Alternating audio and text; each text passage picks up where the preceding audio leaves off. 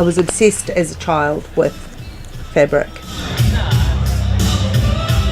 and bits of lace and buttons and things. I loved texture and colour of fabrics, old satins and dressing up. More living in my imagination, I think. Do you still do that? Yeah, of course.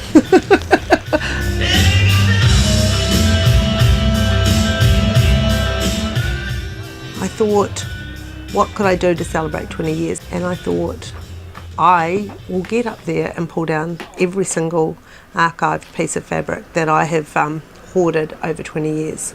And I thought, I will just start cutting. And I gave myself 2 months to do it. And we're 6 days away and I've got 4 more garments to make.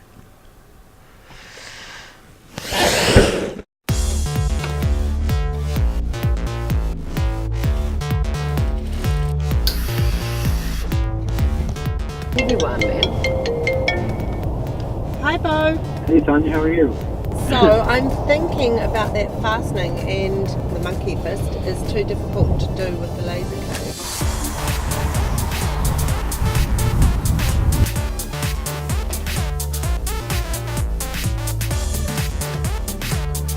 So domes. I don't know about gold. No, let's do the black. Or this black nickel gunmetal. Like that? Yep, great. Okay, decision made, black it is. My personal taste is my sense of colour. So it's certain, it's not favourite colours, it's more the shades of a colour.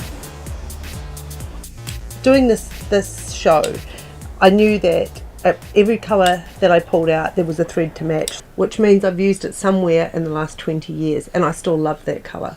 So it's being reused. So this is a hoard of fabric that came from Frangipani in Dunedin that I bought lots and lots of pieces. It's silk. Frangipani was an amazing store in Moray Place that was full of peacock feathers and collections of fur coats. As a child I used to go there and absolutely just was like Aladdin's cave for a girl who liked treasures. And I was asked if I wanted to buy some of the collections of fabric from the store after it closed down, and I did. This is sort of a kimono wrap over. Because what's said about you is that you can chuck a piece of fabric on someone and that you can get a pair of these and just go chop, chop, chop. Lucky. And that is a gift, and I've been able to do that since I was really young.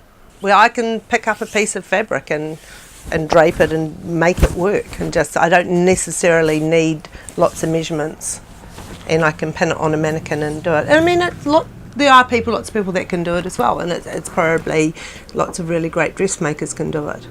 Not everyone can do it.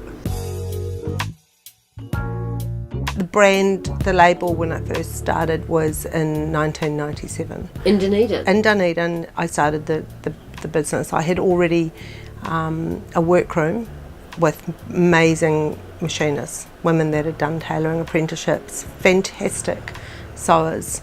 It was a wonderland actually, and I look back on those times and I feel really lucky that I had that opportunity to employ people in that way. There was, I think at times there was 18 of us. There was like 5 machinists, a full-time cutter, obviously production manager, but we had a contract with David Jones, so we toiled away making, I think, over 3 years, $1.5 million worth of wholesale clothing to fill those orders. And it was the heyday. It was the heyday of Made in New Zealand. It was the heyday. So what happened? Well, what happened? Well, the world changes and the fashion changes. It really does. So, free trade agreement, internet, the elevation of fast fashion and people feeling quite comfortable about mixing high-end clothing with fast fashion, cheap chain store, made in China, manufactured. So it just changed, and that's okay. Things do change. And how did you change with it? I came to live in Auckland.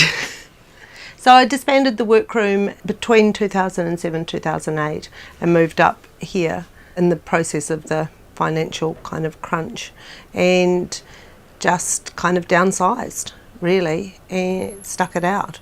And it has been difficult, and it's also been different not employing that many people as well. It changes. It's been lovely coming back to a really small, tight team, and also for me to be in some ways more creative and work less. Well, she could try on this. I think we're going to try you on a few bits and pieces. Okay, cool.